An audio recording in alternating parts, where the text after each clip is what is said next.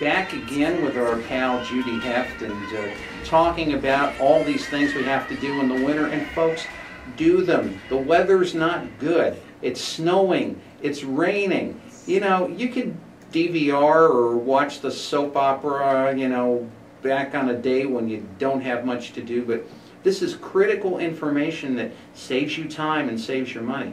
We were talking on the break about doing the options one would have for doing taxes. I'm pulling into a parking space the other night and I'm listening to sports radio, and on sports radio one of the commercial providers says, oh, this is easy, you can just do it for free with us and you don't pay anything. And then there's you know, tax mama or tax idiot or whatever in the heck it is, and they'll do all the taxes for dummies, and this is, we're going to make it free and easy and painless, and you're here to tell us otherwise. Exactly. You know, I was just going back to what you said about the weather being cold and it's a good time to get your taxes ready. It just reminded me of something many years ago, you know, thinking, you know, it's a beautiful summer day. That's when they used to have the extensions September. Beautiful summer days, and seeing people, I know people that are, you know, stuck in their houses trying to get their taxes done because they filed for extension. And I always thought to myself, there's a reason why the taxes are due in April, so we can do this in the winter. Well, you know, historical note. Do you realize it used to be March 15th years ago? I didn't know that. Oh yeah, yeah. It was. I can't tell you exactly when it became April, but I used to work with. This is many years ago. I used to work with a very nice older woman who was running around March 15th like a nut, and I would say, Katie, what's wrong? She said, it's due date. I said, no, we got another month. It's okay. But I mean, can you imagine that today? That's. I mean, we're actually getting another month. And yeah, and a lot of the K1s and papers don't come until March anyway, so. But you know, and I'm glad you raised that, because that all started to happen like in 2003 when the Bush administration started messing with the tax code, and the brokerage industry still haven't figured out what a qualified dividend is and what a return of capital is, and you know, you've got something done and there it is, it's great, and all of a sudden, you know, something else gets changed. And you know, and that's part of the legacy we have today. All said, does not prevent you from doing everything else you possibly can do. Still have to file. Well, I'll tell you, I mean, if I can make a personal soapbox statement here, my office, we scream at people during December, because December's the time to clean out your garage and bring those donations over to Goodwill or Hadassah or Covenant House, or so just get it over there, you know. Also, this is the time of year to make those business purchases and to get those assets, and you can save thousands of dollars. I had somebody one year, and this is amazing, she ended up owing taxes, and I would tell her she owed $5,000. She would have gotten back $2,000 if she had done all the things that I told her that weren't easy, but she had to make holiday cookies.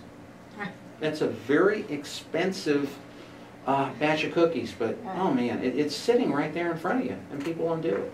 That's true. But you know, there's one of the ways, I mean, you can do your taxes manually. And, right.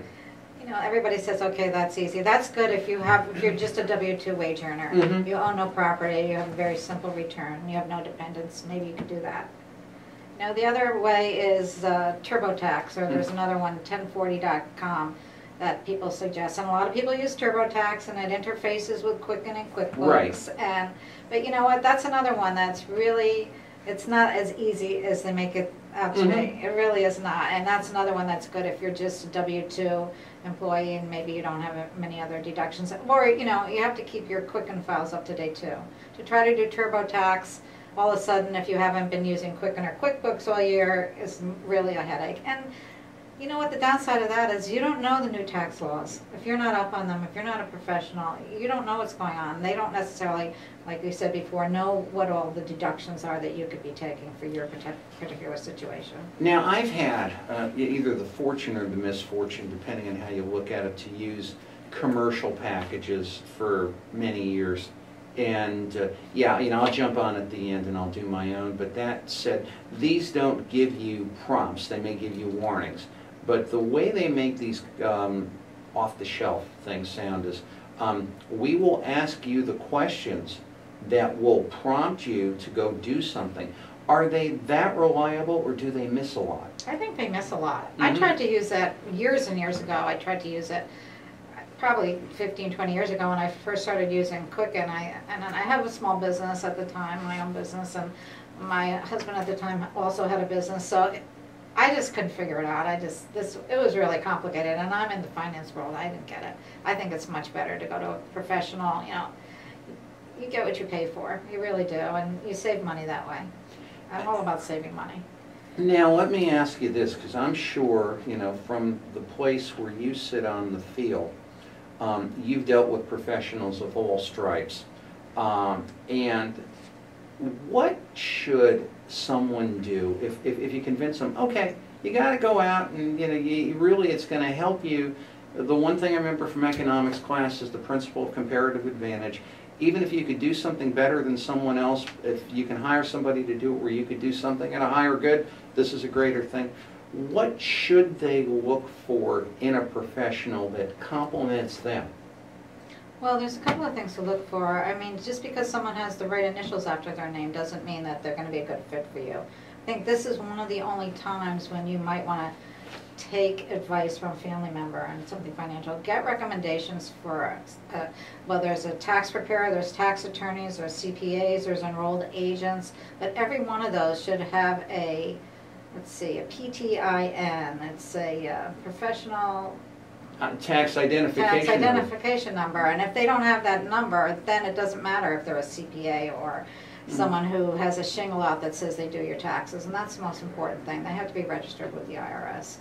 So I think there's a lot of different things to look for too. Get someone, when you interview someone to do your taxes, find someone that maybe works with someone that has a similar situation, that has household employees, so they understand what to do about a Schedule H and how to file that as part of your return. Or if you have rental income, maybe you own property and you're renting it out, you need someone that understands that and can tell you the loopholes to look. They're legal loopholes, not loopholes really. I don't know if that's a negative word, but things you can avail yourself of.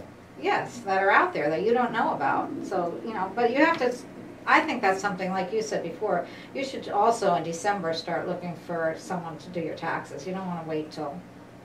And you don't want to be January, charging February, in March and all the slots are filled.